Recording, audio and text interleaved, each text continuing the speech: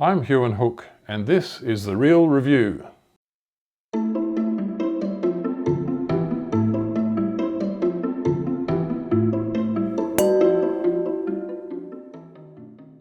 wine I'm tasting today is the Elderton Western Ridge Grenache Carignan 2018 from the Barossa Valley.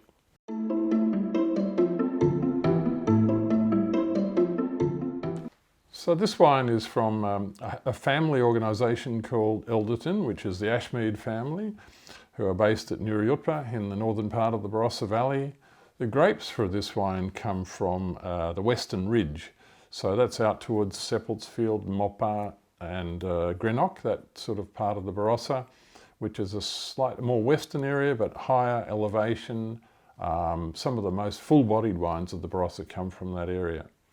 They've only been making this particular blend for 6 years, I think. This is the 6th release.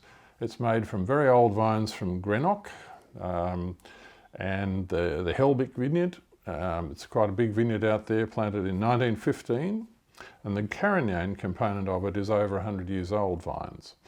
Carignan is not a very common variety in Australia, certainly not as common as it is in Spain, where it's most at home.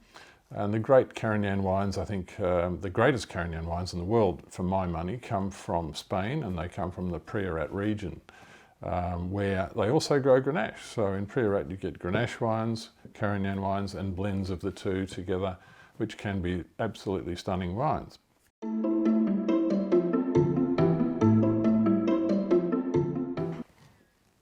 First thing I notice about it is the colour is very bright and very brilliant. It's clear, nice and clear. There's a purple tinge to it, but it's not particularly dark. And Grenache is quite often a wine which is not very deep, but it's got beautiful colour. Have a sniff, and there's all sorts of dried herb aromas coming through there. It's just interesting, very, very interesting nose. There are the strawberries, there is the raspberries, there are fruit aromas too, but there is an earthiness to this wine. There is a lot of dried herb character, which I think is particularly interesting. And let's taste it.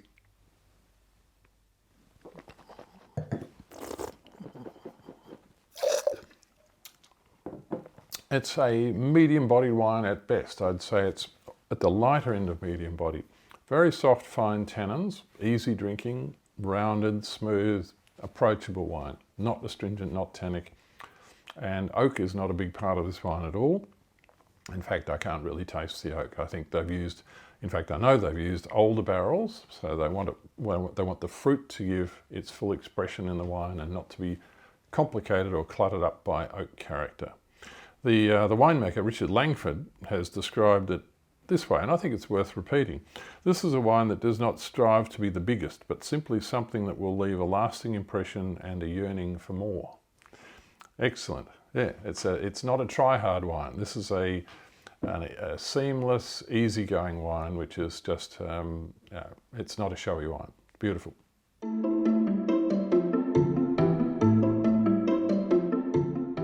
How did we rate this wine? We gave it 96 points, which is a pretty solid score. It's certainly a gold ribbon score. It's a top rank score. And it was number 1 out of 22 Grenache blends from the Barossa Valley in that vintage, which is 2018.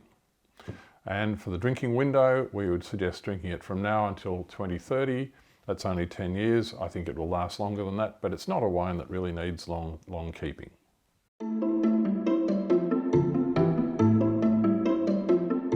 So the food match for this wine, the winemakers are Julie Ashmead and Brock Harrison, and they were asked to give a food match, and let me tell you what they suggested. They said it's a bit of a chameleon. It can suit almost anything.